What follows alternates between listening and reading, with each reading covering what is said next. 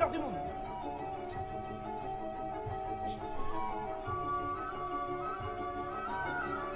Tempo, tempo. Répétez-vous.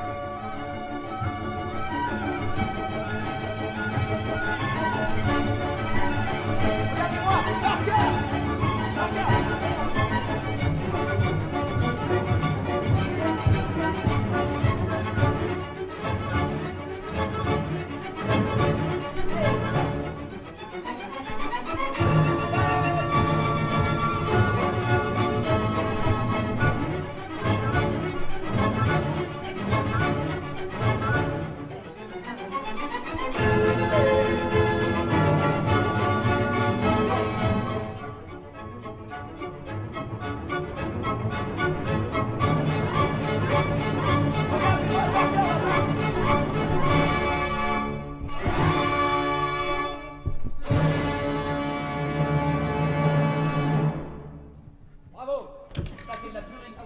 Et vraiment, les instruments anciens, parfois c'est vraiment un casse-tête pour arriver à bien caler tous ces niveaux et au niveau de l'intonation aussi, c'est plus difficile parce que les bois, c'est plus aléatoire, etc. que des instruments modernes. Ça vaut vraiment la peine de les utiliser pour avoir cette expression particulière dans les fortes, justement.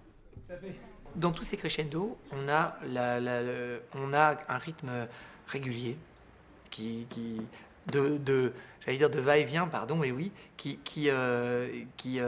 pulsation, piano qui commence et qui va plus jamais s'arrêter. Et on a progressivement, par étage, on passe à un moment de tension supérieure, le tout qui est relié dans une seule grande montée. On a des marches avec parfois des rajouts d'instruments qui arrivent par tranches régulières rythmiques. Et paf, on empile une tierce, etc. Et on sent qu'on monte vers quelque chose qui va être incroyable.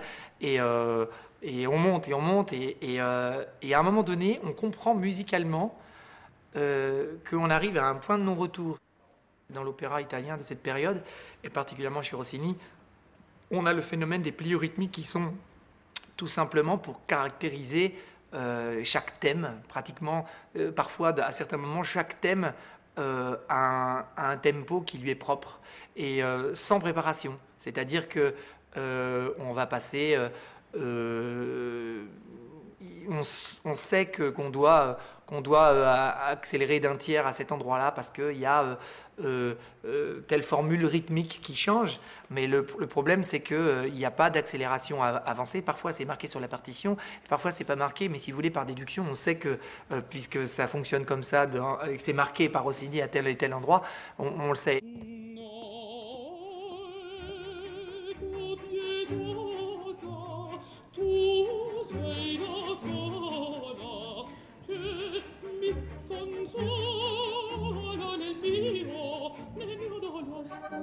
Tu sei la sola che mi consola nel mio dolore. Tu sei la sola che mi consola nel mio dolore, nel mio dolore, nel mio dolore. Che mi consola nel mio dolore, mi consola nel mio dolore.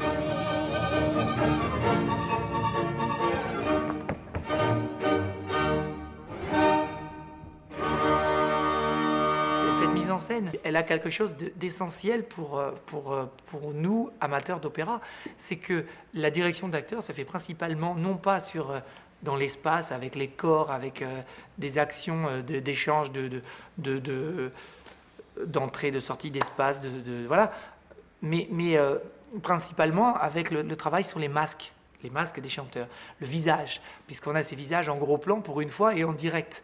Et on s'aperçoit, si on veut bien rentrer dans cette écoute-là, dans ce regard-là, que les chanteurs sont ultra expressifs avec leur visage selon le moment dramatique de la pièce.